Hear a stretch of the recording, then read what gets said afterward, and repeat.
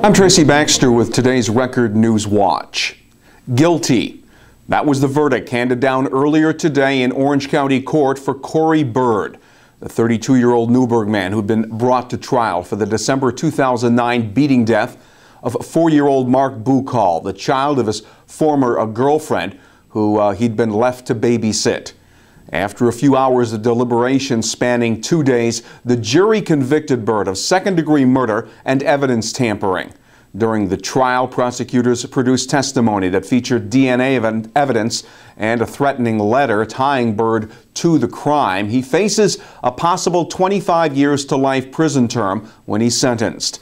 Reporter Heather Yankin will have more on the murder conviction of Cory Byrd, as well as reaction here at Record Online and in tomorrow's Times-Herald Record. Meantime, the Ulster County man under indictment for killing his landlady with a small sledgehammer pled not guilty during his arraignment this morning to the charges of murder, robbery, and criminal possession of stolen property.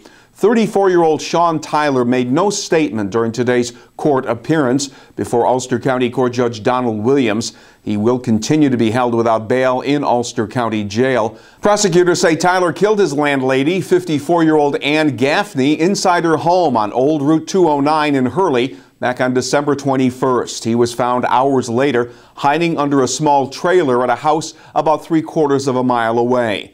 According to police, Tyler attacked Gaffney while robbing her of cash and a credit card. 3 men who took part in the fatal beating of a Newburgh man last summer are headed to prison. 35-year-old Pedro Brown and 31-year-old Michael Doty, both of Newburgh, and 27-year-old David Simpson of Otisville will each serve up to 6 years in prison after pleading guilty to felony manslaughter for the death of 39-year-old Abraham Brennan, whose unconscious body was found on Johnson Street in Newburgh last August. Police say Brennan suffered a severe head injury during a brawl. He died after being taken off life support. It will soon cost you more to park your vehicle along Broadway in Newburgh. In a move made to bring in more badly needed revenue, the City Council this week passed a resolution that will double the cost of metered parking from $0.25 to 50 cents an hour. The higher rate will take effect once the existing meters are reprogrammed. The increase, it also includes an increase in the traffic fine from $10 to $15. It's part of a series of new parking meter regulations in Newburgh that will also include the installation of meters at the city's DMV lots, the courthouse, and library. Victor Dominguez, the owner of Jimmy's Restaurant on Broadway, says the parking meter hike will hurt struggling businesses like his. It's ridiculous. It's already bad business now as it is, you know, with paying for parking on Broadway. And they're going to raise it another 25 cents. It's going to make it harder for us to have more, you know, get business up. It's, you know, and business is already going down with the bad economy and whatnot, and it's just ridiculous. Instead of helping us out, they just keep giving us the knife. And it's not fair because right here in front of the little grocery store, Paulitas, they have no meters over there. So people park for free over there all the time. But, you know, it's always packed with people. They park there. They work across the street and they park here. And it's not fair. And, you know, it shouldn't be that way. They should try and help us out right now a little bit. That's what keeps this place going, is the little businesses.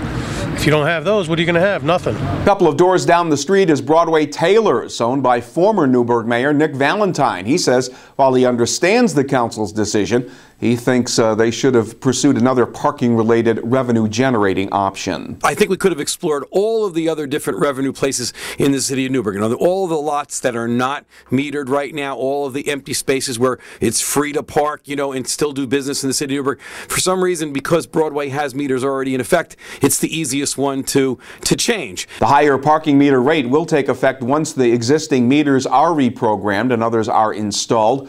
Collecting parking ticket fines has been problematic in Newburgh.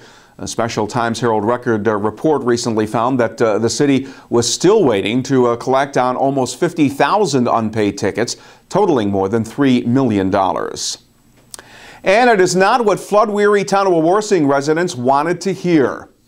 Officials with the New York City Department of Environmental Protection broke the news last night.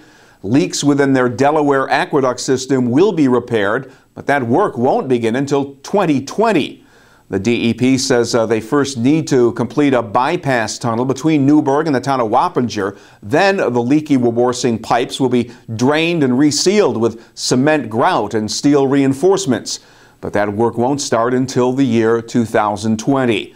Aqueduct leaks have plagued homeowners along Route 209, with the flooding resulting in damaged foundations and contaminated drinking water. Buyout money for some of the beleaguered homeowners was to be provided by the city.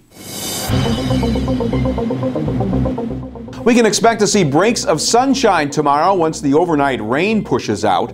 It'll be partly sunny by afternoon of Friday, and it'll be mild with the highs around 50 degrees. Saturday's weather will feature a mix of sun and clouds with temperatures reaching the mid-40s. You'll find breaking news here at Record Online and, of course, get complete details on all the day's events in tomorrow's edition of the Times-Herald Record. For Record Newswatch, I'm Tracy Baxter.